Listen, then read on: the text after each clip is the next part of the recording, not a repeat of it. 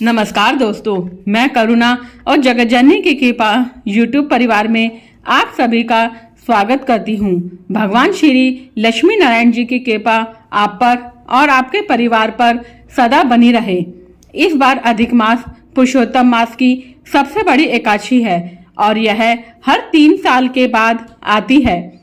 अगर आप सभी एकादशियों का व्रत नहीं भी रख पाते हैं तो इस एकादशी का व्रत तो जरूर रखना ही चाहिए। यह दुख और दरिद्रता का नाश करने वाली एकादशी बताई गई है। दोस्तों, यदि आप परमा एकादशी का व्रत रखते हैं तो निश्चय ही आपके घर की दरिद्रता समाप्त हो जाएगी और आपके घर में अपार धन ऐश्वर्य की प्राप्ति होगी। मलमास पुरुषोत्तम मास में जो एकादशी आती है वह मनुष्य को करोड़ एकादशियों का पुण्य देने वाली होती है। इस महीने जो भी दान पुण्य जप तप किए जाते हैं, इन सब का जो पुण्य होता है वो करोड़ों गुना माना गया है। जो व्यक्ति इस दिन व्रत रखते हैं, नियमों का पालन करते हैं, भगवान विष्णु की भक्ति में लीन रहते हैं तो उन्हें भगवान विष्णु की विशेष कृपा प्राप्त होती है। परमा एकादशी की पौराणिक कथा के अनुसार सबसे पहले ब्राह्मण और ब्राह्मणी ने परमा एकादशी का व्रत किया था और इस व्रत के पुण्य प्रभाव से साथ ही भगवान विष्णु की कृपा से उन्हें अपार धन संपत्ति की प्राप्ति हुई थी। इसलिए इस एकादशी का व्रत जरूर रखना चाहिए। जीवन में अपार सुख प्राप्त करना चाहते हो, धन धान्य प्राप्त करना चाहते हो या जो भी आपके मन की इच्छाएं हैं, कामनाएं हैं, उन सब इच्छाओं की पूर्ति के लिए आपको एकादशी का व्रत जरूर करना चाहिए। इस दिन एकादशी तिथि 12 अगस्त 2023 दिन शनिवार को है। इस एकादशी तिथि को परमा एकादशी के नाम से जाना जाता है। 12 अगस्त 2023 को अधिक श्रावण कृष्ण पक्ष की उदया तिथि एकादशी है। जिस दिन एकादशी तिथि में सूर्योदय होता है उस दिन यह व्रत किया जाता है। इसलिए 12 अगस्त के दिन परमा एकादशी का व्रत रखा जाएगा।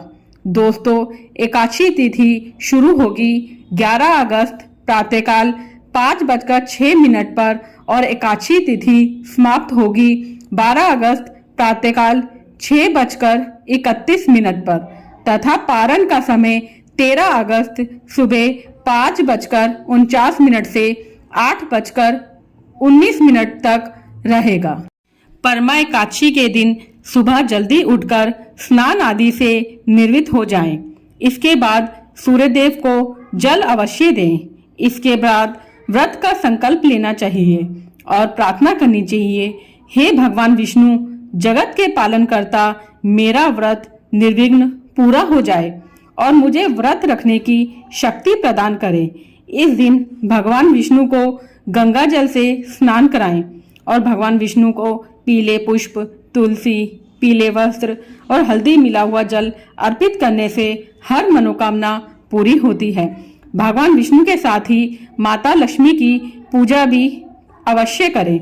इसके बाद भगवान की आरती तथा भोग लगाएं और भोग में तुलसी के पत्ते अवश्य डालें। इसके बाद परमा एकादशी व्रत कथा अवश्य सुने और अगले दिन द्वादशी तिथि पर ब्राह्मणों को भोजन करवाने के बाद ही व्रत का पारण करना चाहिए। इस दिन विष्णु सहस्रनाम, श्री सूक्त, पुरुष सूक्त, भागवत पाठ तथा श्रीमद् भागवत गीता का पाठ करने से अक्षय पुण्य की प्राप्ति होती है। इस दिन पूजा के बाद जरूरतमंदों को भोजन कराएं और दान करें। आज के दिन विद्या, अन्न, भूमि अथवा गोदान करना बहुत ही शुभ होता है। इस एकादशी का व्रत पुरुषोत्तम मास में आता है, इसलिए इस दिन लक्ष्मी विष्णु मंदिर में दीपदान करने से विशेष फल की प्राप्ति होती है। आज के दिन गाय को रोटी और चारा खिलाना भी बहुत ही शुभ होता है। परमा एकादशी व्रत करने से साल भर के धार्मिक कर्म और दान का पुण्य मिल जाता है। इसलिए इस दिन सुबह देर तक ना सोए, दोपहर में भी नहीं सोना चाहिए।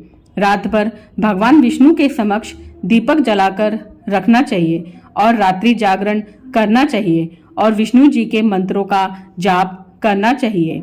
एकादशी के दिन जो मनुष्य पशु पक्षी घर आए उसे कुछ खिलाए बिना ना भेजे। इस दिन व्रत करने वाले व्यक्ति को काले रंग के वस्त्र भूलकर भी नहीं पहनने चाहिए। काला रंग नकारात्मकता का प्रतीक है। इससे व्रती पर बुरा प्रभाव पड़ता है। व्रत का पूरा फल नहीं मिलता। परमा एकादशी के दिन दान देना पुण्यकारी माना जाता है, लेकिन ध्यान रहे इस दिन व्रत करने वाले भूलकर भी किसी दूसरे के घर का जल फल नहीं खाना चाहिए, ना ही कोई दान लेना चाहिए। अगर किसी कारणवश किसी दूसरे के घर खाना पड़े तो उसके बदले उन्हें कुछ रुपए दे दो। इससे व्रत नष्ट नहीं होता। इस दिन काम, क्रोध या ईर्ष्या की भावना का त्याग करें, तभी व्रत का पूरा फल मिलता है। दोस्तों, अगर आपको मेरी यह वीडियो अच्छी लगी तो प्लीज चैनल को लाइक, सब्सक्राइब एंड शेयर करना मत भूलना और कमेंट बॉक्स में श्री हरि लिखना ना भूलें। धन्यवाद। ओम नमो भगवते वासुदेवाय। जय श्री राधे कृष्णा। जगत जननी की कृपा आप सभी पर बनी रहे।